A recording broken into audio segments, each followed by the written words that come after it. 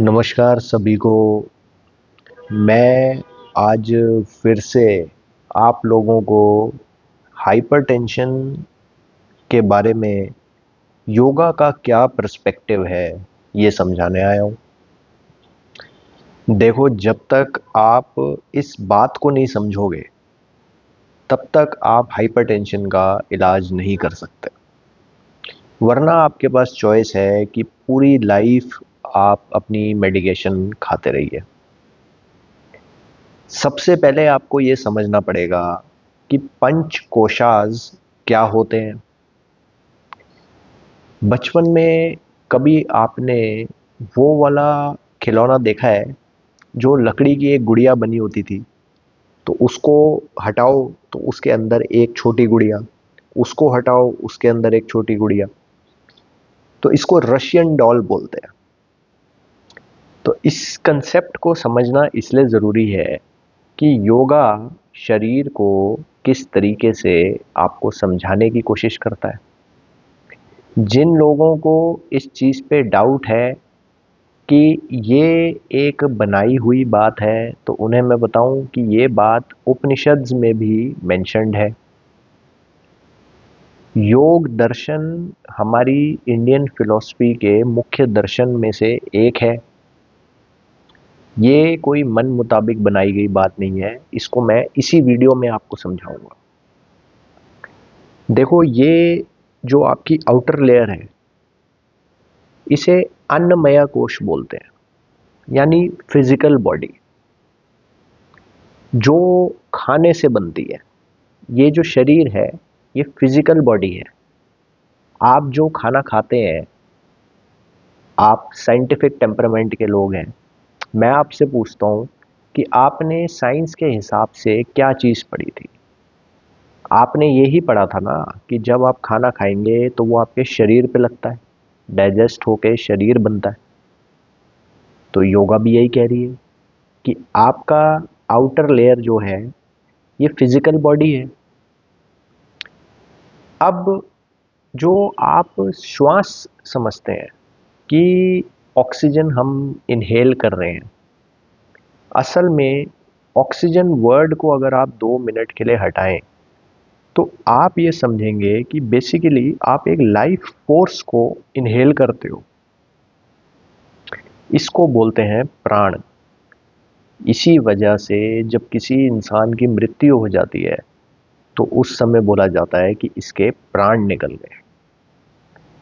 Physical layer के नीचे प्राणिक body होती है, इसे बोलते हैं प्राणमय कोश। जो आपके शरीर के सिस्टम को लाइफ फोर्स प्रोवाइड कर रही है उसे प्राणमय कोश बोलते हैं। आपने बचपन में एक रोबोटिक कार, जिसको हम बोलते हैं, वो चलाई होगी। तो बाहर उसका ढांचा होता है, पीछे उसका ढक्कन खोलो तो अंदर बैटरीज लगी होती हैं। तो 2 लेयर तो देखो आपको समझ आ गई।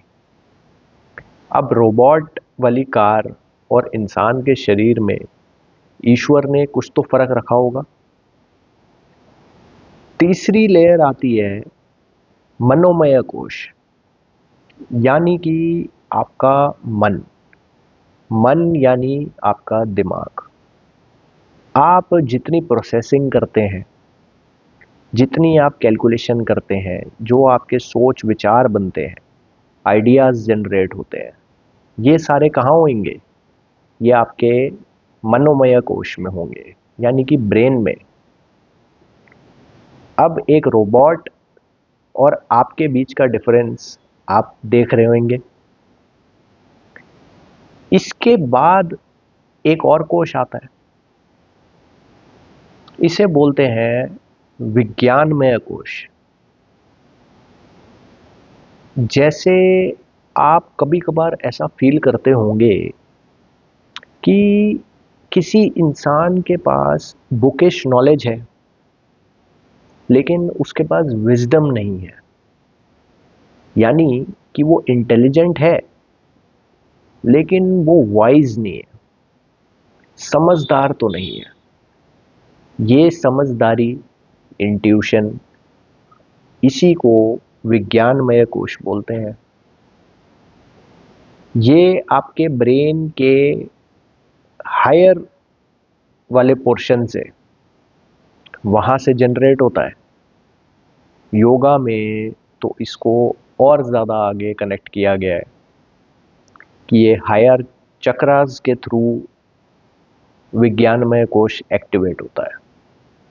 वरना आपने बहुत इंटेलिजेंट लोग देखे होंगे। अच्छा चलिए इंटेलिजेंस छोड़िए, आपने क्या ऐसे लोग देखे हैं जो आपको लगता है कि शरीर से बहुत बलशाली हैं, शरीर उनका ठीक है, लेकिन उनके अंदर एनर्जी की कमी लगती है आपको? वहीं आपने कुछ ऐसे लोग देखे होंगे जो एथलीट है, शरीर से स्वस्थ, एनर्जी भी ठीक, लेकिन आपको लगता होगा कि इनमें ज़ीरो इंटेलिजेंस है। वैसे ही बहुत सारे पढ़े लिखे लोग जो हेल्दी भी दिखते हैं, एनर्जेटिक भी हैं, आप उनसे बैठ के बात करो जिस तरीके से आप मेरी बात अभी सुन रहे हैं। मेरा ये मानना है कि विज्ञानमय कोश के बिना आपको मेरी बातें ना ही पसंद आएंगी, ना ही समझ आएंगी, क्योंकि ये आपकी समझ से परे हो जाएंगी। नॉर्मल इंटेलिजेंस डेली लाइफ में काम आती है, विज्ञानमय कोश अलग चीज़ है। पांचवी लेयर आती है आनंदमय कोश की, यानी आपकी spirit, soul, the feeling of bliss, higher consciousness, जो परमात्मा से अलग हुई हुई आपकी आत्मा है, वो आपकी पांचवी लेयर है। अब आप ध्यान से समझिए इस टॉपिक का हाइपरटेंशन से क्या लेना देना है। लोग हाइपरटेंशन, ब्लड प्रेशर की प्रॉब्लम को एक फिजिकल डिजीज की तरह देखते हैं।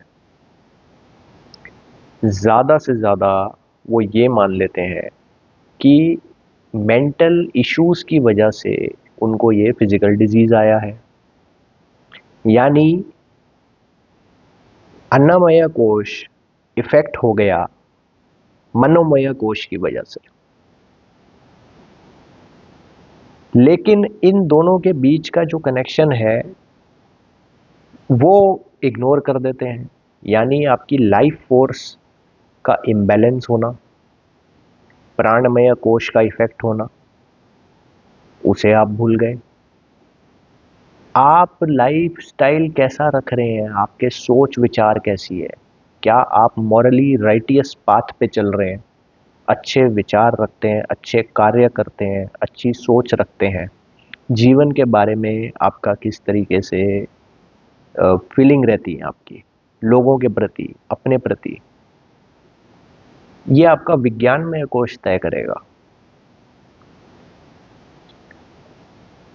अब लास्ट में आप सोचो कि आपने अपनी आत्मा के साथ कुछ दुर्व्यवहार करा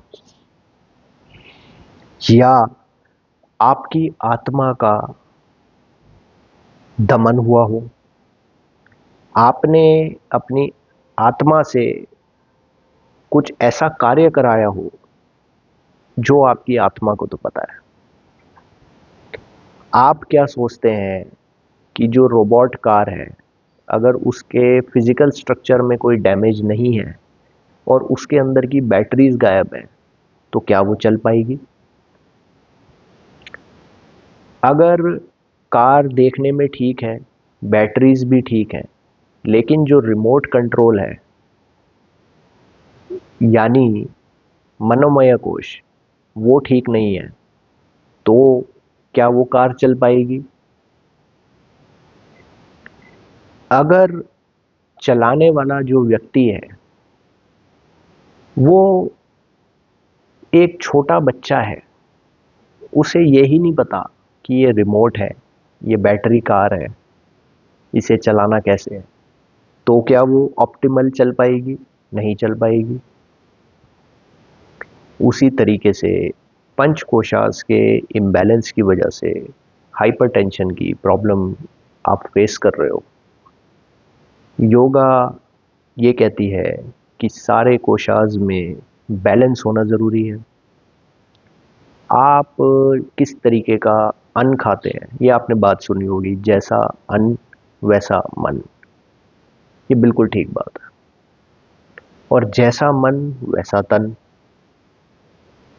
आप किस प्रकार का खाना खाते हैं, कैसे लोगों के बीच में उठते बैठते हैं, कैसी जीवन शैली जीते हैं, किस तरीके का लाइफस्टाइल अपनाते हैं, चोरी चकारी मकारी करते हैं, झूठ फरेब का सहारा लेते हैं, झूठी शान शौकत दिखाने के लिए एक नकली लाइफ जीते हैं, शो ऑफ करते हैं, दूसरों का शोषण करते हैं, दमन करते हैं, किसी को बुली करते हैं, किसी को परेशान करते हैं, किसी का हक मारते हैं, किसी से झूठ बोलते हैं, किसी को धोखा देते हैं। ये सब आप करोगे तो आप क्या सोचते हो कि आपके 5 जो कोष हैं, इनमें से किसी पे इफेक्ट नहीं आएगा? हर एक कोष पे दरार पड़ेगी। धीरे धीरे धीरे वो अंदर ही अंदर खराब होना शुरू होंगे। शरीर पे भी इफेक्ट दिखेगा, आपके दिमाग में भी इफेक्ट दिखेगा। लोगों को नींद की दवाई लेनी पड़ती है। बुरे कर्म, बुरे एक्शन, बुरे लाइफस्टाइल जीने से। हाइपरटेंशन की प्रॉब्लम को आप इस तरीके से ही अगर अप्रोच करेंगे, जैसे मैं आपको योगा के पर्सपेक्टिव से समझा रहा हूं, तो आप इसका निवारण कर पाएंगे।